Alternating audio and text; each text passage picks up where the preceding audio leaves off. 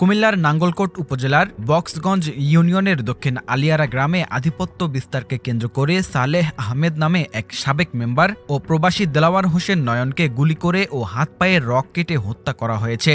শুক্রবার সকাল আনুমানিক ১১টার দিকে সংঘর্ষের ঘটনা ঘটে। খবর পেয়ে পুলিশ ও সেনাবাহিনী ঘটনাস্থলে পৌঁছে পরিস্থিতি নিয়ন্ত্রণে আনার চেষ্টা করে।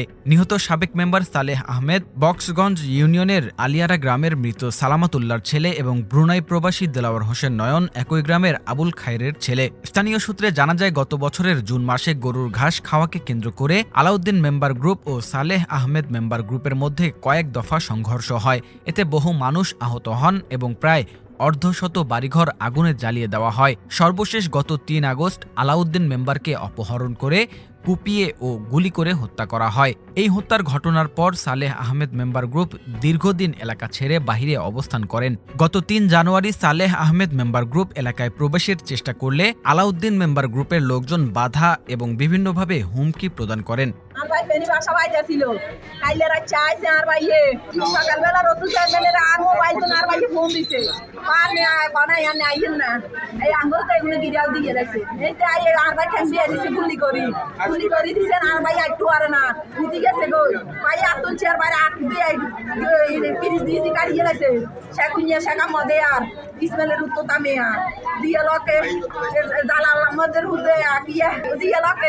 তারপরে আলাউদ্দিন মেম্বারের রাজিন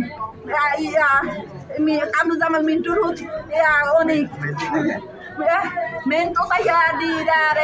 নিহত দেলাওয়ার হোসেন নয়নের বড় বোন হাজেরা আক্তার রিংকি জানান, আমাদের বাড়িঘর সব জ্বালিয়ে দেওয়া হয়েছে অনেক আগেই। তারপরও আমরা বাড়িতে গিয়ে তাঁবু টানিয়ে থাকতে শুরু করি।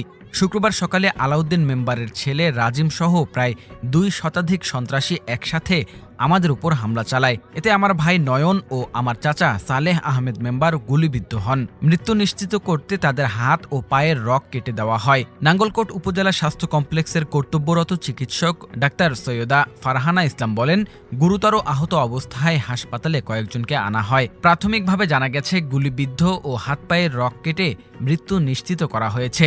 নাঙ্গলকোট থানার ওসি আরিফুর রহমান বলেন, সংঘর্ষের খবর পেয়ে পুলিশ ও সেনাবাহিনী ঘটনাস্থলে পৌঁছে পরিস্থিতি নিয়ন্ত্রণে আনে। এই মুহূর্তে আলিয়ারা গ্রাম জনশূন্য রয়েছে।